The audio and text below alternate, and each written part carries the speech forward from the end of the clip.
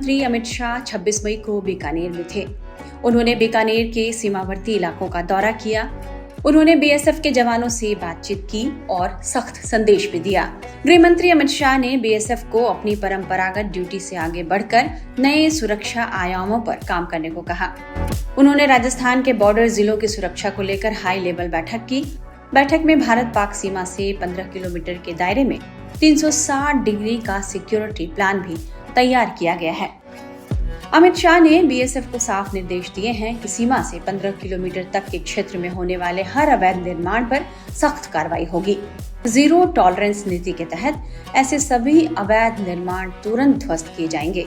इस प्लान का मकसद राजस्थान के बॉर्डर जिलों में घुसपैठ, ड्रग तस्करी और अन्य अवैध गतिविधियों पर पूरी तरह लगाम लगाना है। अमित शाह ने क्या कहा है बीएसएफ के जवानों से, आइए आपको सुनाते हैं। बीएसएफ के 2000 से ज्यादा शहीद सीमा प्रहरियों को मनपूर्वक याद करना चाहता हूं। जब से बीएसएफ की स्थापना हुई तब से ये सीमा प्रहरियों ने ना धूप देखी, ना ठंड देखी, बारिश, कहीं पर घने जंगल, कहीं पर बर्फीली चोटियां, 45 डिग्री टेम्परेचर से लेकर -45 डिग्री टेम्परेचर तक हमारे सीमा प्रहरियों ने भारत की सीमाओं की सुरक्षा का जो उनको दायित्व सौंपा गया है, इसका बहुत अच्छे तरीके से कर्तव्यपरायणता, वीरता, साहस और सर्वोच्च बलिदान की भावना के साथ निर्वहन किया है। और एक करते करते हमारे 2000 साथी अपना सर्वोच्च बलिदान देकर भारत की सुरक्षा के लिए अपना बलिदान दिए हैं। ये 2000 सीमा प्रहरियों का बलिदान न केवल बीएसएफ, न केवल भारत सरकार, 140 करोड़ भारतीयों पर बीएसएफ का एक प्रकार से ऋण है और उस पर पूरा देश गर्व करता है। आज मैं यहां पर आया हूं तब मुझसे वृक्षारोपण कराया गया और आयोजकों को मैं बहुत बहुत साधुवाद देना चाहता हूं कि खिजड़ी के वृक्ष का वृक्षारोपण मुझसे कराया गया। हम सब जानते हैं ये रेगिस्तान में खिजड़ी का वृक्ष एक तरीके से रेगिस्तान की तो संभाल करता ही है, मगर पूरे रेगिस्तान के लिए ये एक प्रकार से कल्प वृक्ष से जरा भी कम नहीं। और आप लोगों ने, पूरे सीमा प्रहरियों ने वृक्षारोपण के लिए भी बहुत बड़ा योगदान किया है। 2019 में जब तय किया गया कि सभी सीएपीएफ वृक्षारोपण करेंगे, तब लुटियन के गलियारों में बहुत चर्चा थी इस विषय की, मगर अलग अलग भाव से निर्णय को देखने वाले सभी लोगों को मैं आज कहना चाहता हूं कि पीछे मुड़कर देखते हैं तो 7 साल में 7 करोड़ 35 लाख वृक्ष हमारे जवानों ने बोने का काम किया है, जो आने वाले दिनों में जलवायु परिवर्तन और पृथ्वी के तापमान दोनों के लिए बहुत बड़े उपकारक सिद्ध होने वाले हैं। मित्रों, आज कार्यक्रम तो आपकी चौकी का विजिट का था, मगर मेरे हाथों से महिला बैरकों का उद्घाटन भी कराया है। जब हमने ये तय किया कि जेंडर न्यूट्रल तरीके से हर काम में हमारे देश की बेटियों का सहयोग लिया जाएगा, इनको मौका दिया जाएगा, तब एक विवाद था कि बॉर्डर की सुरक्षा में बेटियां क्या कर सकती है और उनकी सुविधाओं का क्या। मगर मुझे कहते हुए आनंद है, बेटियों ने बेटों से 2 कदम आगे बढ़कर सुरक्षा में अपना योगदान दिया है। और जहां तक सुविधाओं का सवाल है, सैन 2030 तक सारी बेटियों के लिए हम सुविधा भी सुनिश्चित कर लेंगे। राजस्थान में 79 बैरक स्वीकृत हुए हैं लगभग 40 करोड़ के खर्चे से। उसमें से 67 बैरक आज जो 14 लोकार्पित हुए, इसके साथ 67 बैरक का काम समाप्त हो गया है। अब सिर्फ 12 बैरक बाकी हैं जिनका कार्य प्रगति पर है। और मैं आशा रखता हूं कि कुल मिलाकर बीएसएफ जिन सीमाओं की चौकी करती है, निगरानी करती है, वो सीमाओं पर 360 बैरक 200 करोड़ के खर्चे से बनने थे। इस समाप्त होने के बाद हमारी बेटियों के लिए यहाँ ड्यूटी करना बहुत सुविधापूर्ण होगा। मैं बीएसएफ के जवानों का ऑपरेशन सिंदूर के दौरान जो प्रदर्शन रहा, उसकी भी भूरी भूरी प्रशंसा करना चाहता हूं। हर जगह पे जहां मोर्चा संभाला था बीएसएफ ने, वो डट कर रहे, न केवल डट कर रहे, सीमांत जिलों के नागरिकों का हौसला बनाए रखने में भी बीएसएफ ने बहुत बड़ा योगदान किया। और जहां जरूरत पड़ी वहां पाकिस्तान को मुंह तोड़ जवाब देने का काम भी बीएसएफ के जवानों ने किया, जो आपकी हमेशा की परंपरा है। मित्रों, आज मैं ऐतिहासिक चौकी सांचू पर आया हूं। मेरे मन में कितने ही समय से एक इच्छा थी कि सांचू चौकी को एक बार देख कर आए। मैं भारत सरकार में गृह मंत्री बनने के पहले भी इच्छा थी, और आज बीएसएफ ने मेरा कार्यक्रम सांचू की ऐतिहासिक चौकी पर लगाया है। ये मेरे लिए बहुत हर्ष का विषय है। 1965 के पाक भारत युद्ध में उस समय सांचू की आबादी उस समय भी 500 से ज्यादा थी, और आरएसी की चौकी यहां से लगभग 25 किलोमीटर पीछे थी। रणजीतपुरा गांव है, वहां पर थी। मगर जब 3 आरएसी और 13 ग्रेनेडियर के जांबाज जवानों ने सूचना मिली कि सांचू पर कब्जा करने के लिए पाकिस्तान ने शुरुआत करी है, तब भीषण हमला कर सांचू को भारत की सीमा में रखने का काम हमारे जवानों ने किया था, और पाकिस्तान को पीठ दिखाकर यहां से भागना पड़ा था। आज भी 3 आरएसी हर वर्ष बड़े गर्व के साथ विजय उत्सव बनाती है, जो अब 12वीं वाहिनी बीएसएफ की बन चुकी है। और वो विजय दिन का नाम भी सांचू दिवस रखा गया है।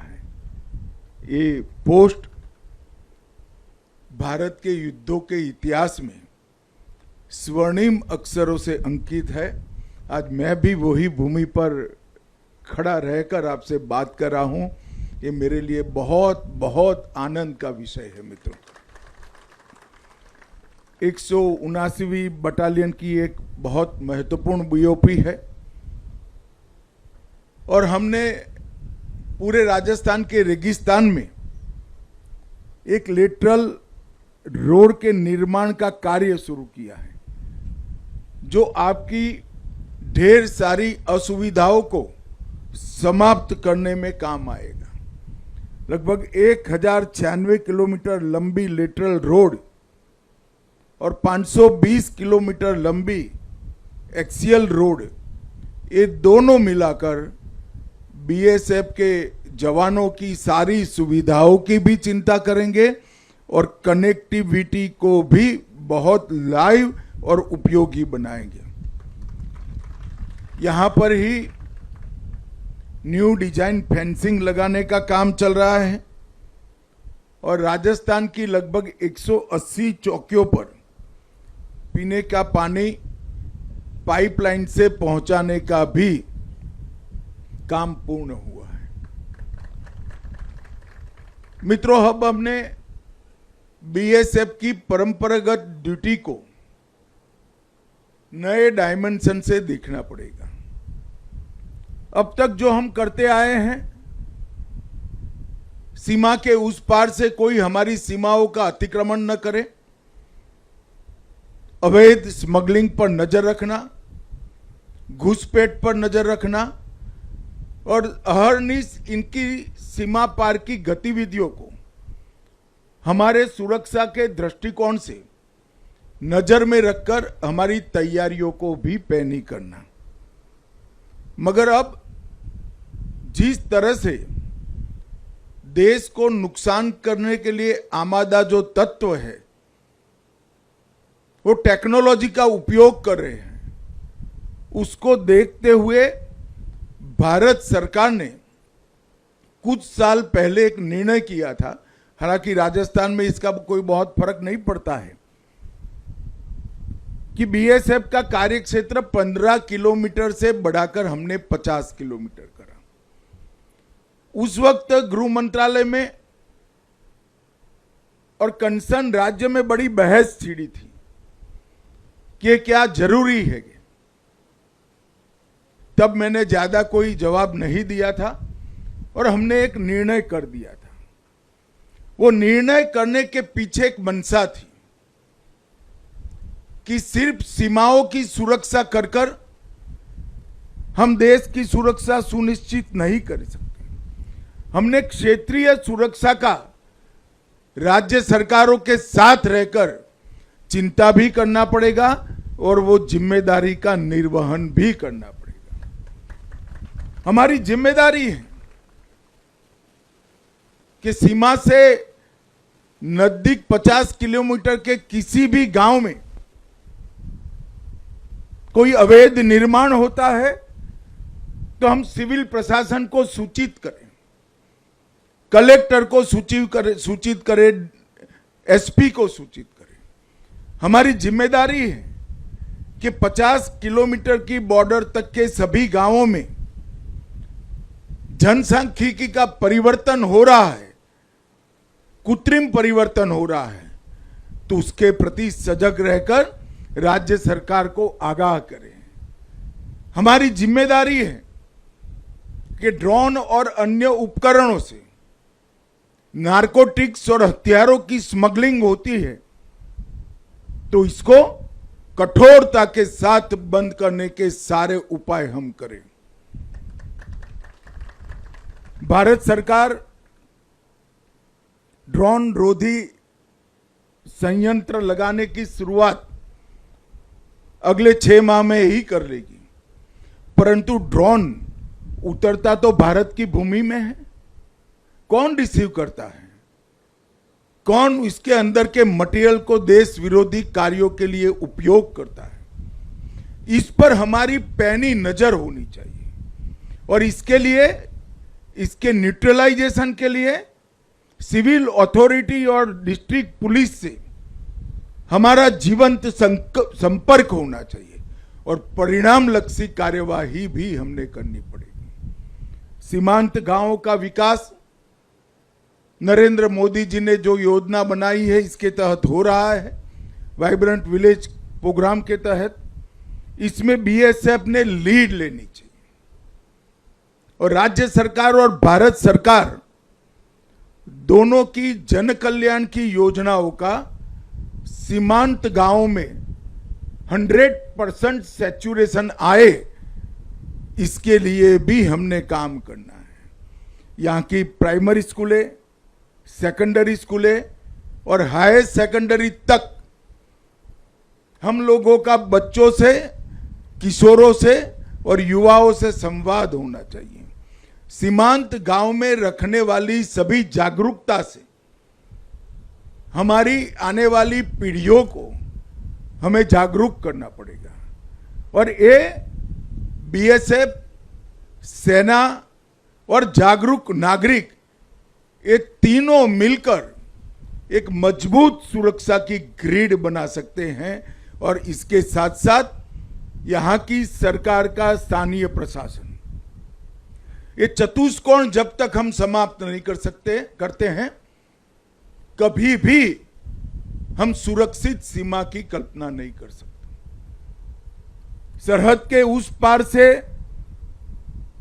पैदा होने वाले सारे खतरों पर हमारी नजर तो होनी ही चाहिए, मगर सरहद के उस पार से सरहद के अंदर जिन लोगों का उपयोग कर आंतरिक खतरा होता है, उस पर भी हमारी नजर होनी चाहिए और उसको भी निर्दयता के साथ कानून के तहत कार्यवाही करनी चाहिए। इस प्रकार की एक चतुष्कोणीय सुरक्षा ग्रिड ही हमारे कंप्लीट सुरक्षा ग्रिड की कल्पना को पूरी कर सकती है। मैं कुछ दिन पहले बिहार के सीमांचल में गया था।